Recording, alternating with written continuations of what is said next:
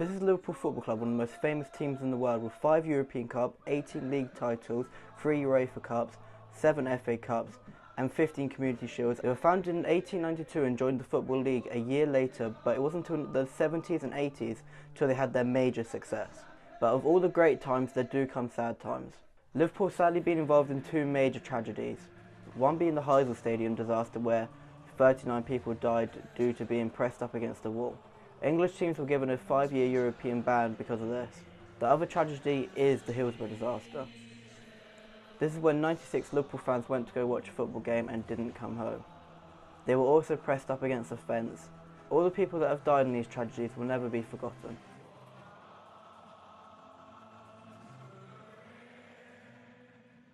Now, if this being a documentary about Liverpool, it wouldn't be right for me to not talk about the home of Liverpool, Anfield. But I thought the best way to talk about it and see it was to just go to it. So let's go.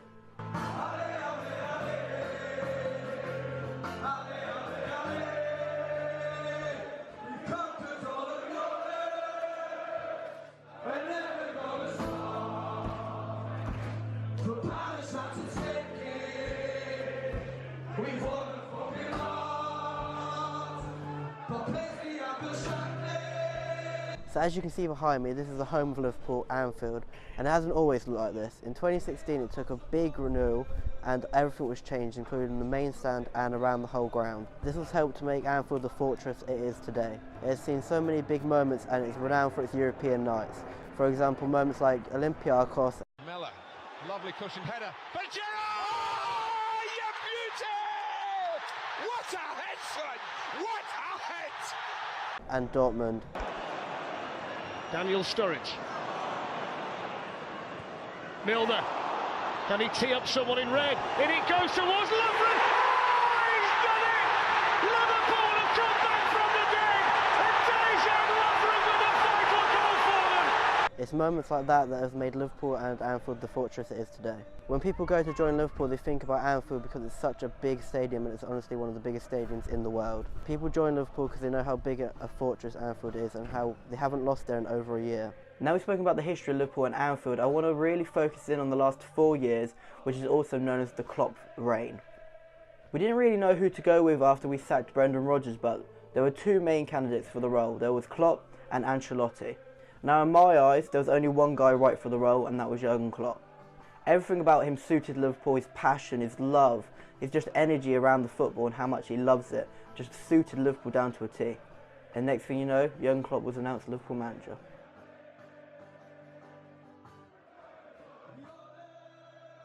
When he came in, you could instantly tell there was something about him. He used the phrase, we have to change doubters to believers. You have to change from doubter to believer. That just showed what goals he had at Liverpool and what he was really looking to do. One thing that was clear when Klopp took over was that this Liverpool team needed completely reinventing and just really needed improving. If you look at the starting lineup against Tottenham, which was his very first game, and you look at the bench, you just think, why would he choose to join Liverpool? And if you compare it to what we have right now, you can just see the improvement is just massive. Klopp's first season in charge was quite a bit of a weird one because he didn't have the summer transfer window. He came in around October after Brendan Rodgers drew against Everton. He really came in then and played against Tottenham. We drew that game as well. But the season overall was a bit weird. It had its exciting times, it also had its sad times. But it's just something we had to adapt and get used to. I think everyone around the club knew something exciting was going to happen with Jurgen Klopp. It was just a matter of time how long it was going to take.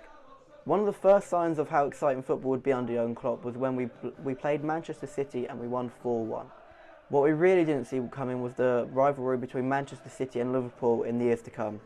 So in the season he did manage to get us to 2 finals, one of these being the League Cup final and the other being Europa League final. In the League Cup final we came up against Man City and lost unluckily on penalties. While in Europa League we went on a crazy cup run, and that means we went past Manchester United and Borussia Dortmund. And in the end we did go and lose to Sevilla, and they were just much the better team and we got outplayed completely. Overall, Klopp's first season in charge of Liverpool was a great success, and it really showed what was to come in the future. During Klopp's second season, but his first summer transfer window, he managed to buy a player called Sadio Mane, who turned out to be one of the best signings he has made under Liverpool to this day. He cost 34 million and he was worth every single penny because on the first day of the season he scored an absolute worldie. Second season in charge of Liverpool was quite a quiet season, to be honest, but overall we managed to get back into the Champions League, which is where we really wanted to be. Well, we made the qualifiers of the Champions League, which meant we had to come up against Hoffenheim in the qualifiers, and if we won that, then we get into the group stage. Now, after all of his second season work, it came down to 2 games against Hoffenheim. Over his second summer transfer window, we signed a few players, one of these being Mo Salah from Roma for 37 mil, Oxlade-Chamberlain from Arsenal for 34 million, and Robertson from Hull for 8 million. We hope these signings would really help take us to the next level. So out came Hoffenheim and Trent Alexander-Arnold, a young Liverpool lad who has come through the ranks and people really didn't know who he was. Oh my god, did he impress on his European debut though.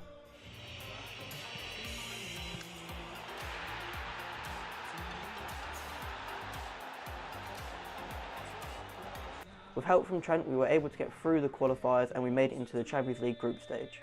In the Champions League draw, we did manage to get a nice group, with only the hardest team being Sevilla, so we felt quite confident going into it.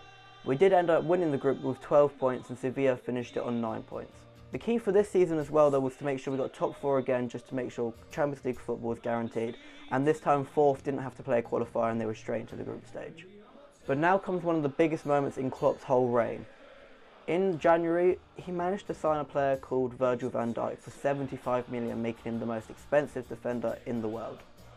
Now, one of the reasons why we haven't been at the peak and fighting for leagues and stuff like that is because of our defensive record and how poor it actually was. In this season, we managed to get to the Champions League final, which no one would have expected. On the way to the final, we did come up against Porto and then Manchester City. So we knew this wasn't going to be easy and we weren't the favourites to go through. Then came a European night at Anfield and anything is possible on those nights. We have to just believe. On one of those European nights we can beat anyone, and we did. We managed to beat them 3-0 at home, and then when we went to the away leg we managed to win 2-1, which put us straight through into the semi-final. So the last 4 teams in the semi-final were Bayern Munich, Real Madrid, Roma and Liverpool. Everyone wanted that Roma team. So if we could manage to get them, it would have been a perfect result. Rome. Yes, that's Liverpool, Roma. And that's what we did. We managed to get Roma at home and then play them away. And we beat them as well. So we were on the way to the final of the Champions League, which no one would have thought would have been possible. Like, no one. I still can't really believe it now. But it wasn't meant to be. We lost 3-1 with 2 goalie mistakes from Loris Karius and 2 goals from Gareth Bale. Now we get to the current season, the 18-19 Premier League season and Champions League. In the summer we made a few more additions just to bolster the team and make sure we get to the peak, and hopefully we can challenge for the Champions League and the Premier League. One key thing we had to do was sign a goalie, and we managed to do that. We signed Alisson Becker from Roma. We started this season in amazing form without losing a game, and we also got through the Champions League group stage. But when it got to around December we realised this was only a 2-horse race for the Premier League title. And by then we already had some key moments in the league, like Divock Origi's 96-minute goal against Everton and Darren Sturridge's last-minute goal against Chelsea.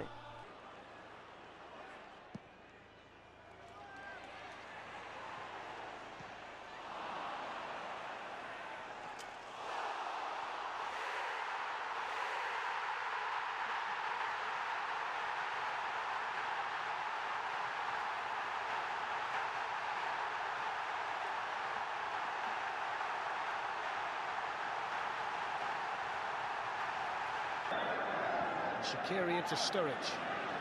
Sturridge shoots! Oh, what about that? Daniel Sturridge back at Stamford Bridge with an absolute beauty. Chelsea won, Liverpool won, a stunner from Daniel Sturridge. The signs were there for Liverpool to win the league, and I'm sure every Liverpool fan was just praying for it to happen. But then came a really important game in the title race when we played our rivals Manchester City. We did lose the game 2-1 and we had a goal millimetres away from going in, which would have changed the whole game. After this we drew Bayern Munich in the round of 16, but we got past them with ease, drawing 0-0 at home but 3-1 away with 2 goals from Sadio Mane and 1 goal from Virgil van Dijk. But now we go to the last 9 fixtures of the Premier League and we had to make sure we kept the pressure on Manchester City. Our hardest games looked to be Southampton away and Tottenham and Chelsea at home. See the feeling around Liverpool and the players and how they were feeling about the pressure. I thought I'd go to the Liverpool-Southampton game and sit in the Southampton end just to see what it's like.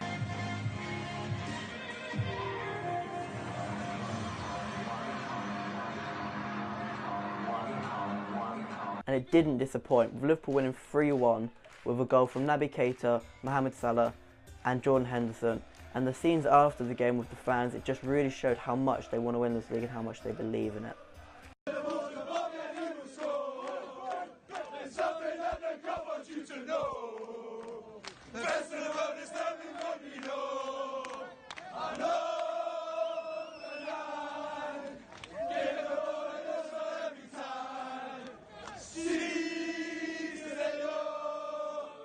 Next came up two of the biggest games in the season against Tottenham and Chelsea.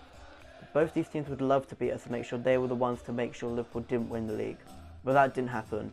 With a last-minute own goal from Alderweireld against Tottenham and a screamer from Mohamed Salah against Chelsea, we were able to get through both of them.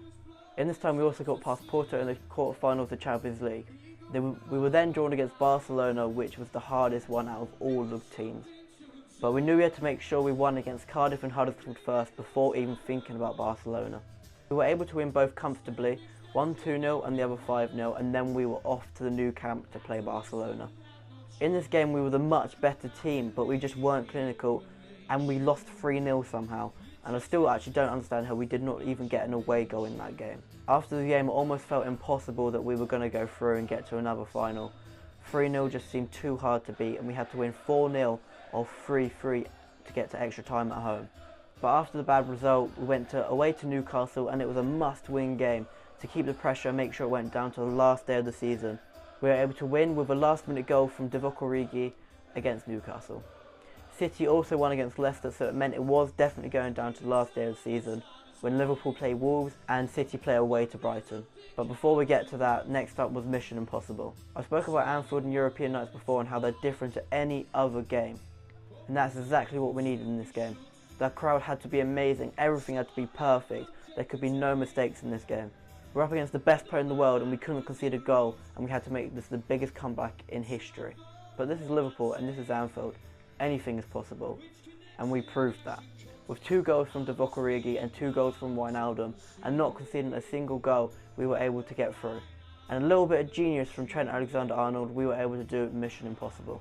Henderson. Still Henderson! Saved by the goalkeeper and in by Divock Origi. Oh, he's in the middle, there's not much else to aim for. Now there is! It's in! It's Gini Wijnaldum for Liverpool! He's caught in a beauty! Shaqiri. Wijnaldum! Oh my goodness gracious me! The unthinkable! The unbelievable!